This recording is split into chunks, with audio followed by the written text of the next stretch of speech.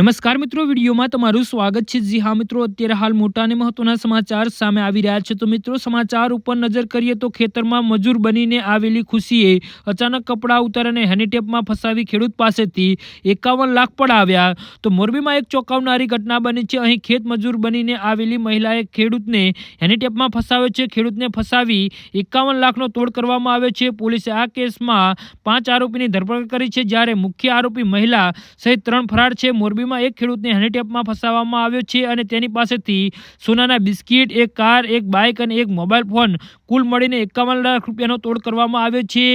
ચોંકાવનારી વાત તો એ છે કે હેન્ડીટેપમાં મામલા અહીં મહિલા વિરુદ્ધ પહેલા જેમ કે એક હેન્ડીટેપનો કેસ નોંધાયેલો છે, પછી તેને અન્ય 7 લોકો સાથે મળી વધુ એક ઘટનાને અંજામ આપ્યો હતો। પોલીસે આ મામલામાં તપાસ કરી 5 લોકોની ધરપકડ કરી છે।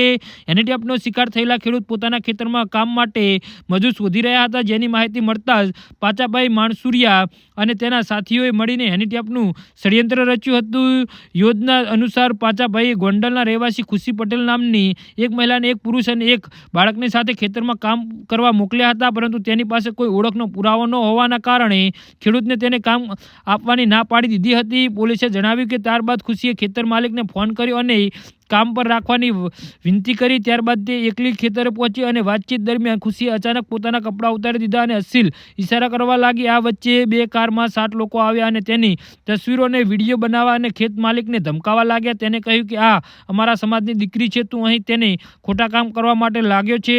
ત્યારબાદ બળાત્કારની ફરિયાદ દાખલ કરવાની ધમકી આપીને આ લોકોએ ખેડૂત પાસે 1 કરોડની માગણી કરી હતી। તેમાંથી બળજબરીથી 53,50,000 રૂપિયા છીનવી લીધા હતા, જેમાં 50 લાખ રૂપિયાના 4 સોનાના બિસ્કિટ, 2.5 તોલાની સોનાની ચેન અને રોકડ સામેલ છે। જે હા મિત્રો, તો આ વિશે તમારું શું કહેવું છે તો નીચે મારી કમેન્ટ બોક્સમાં જરૂરથી જણાવજો અને અમારી યુટ્યુબ ચેનલને સબસ્ક્રાઇબ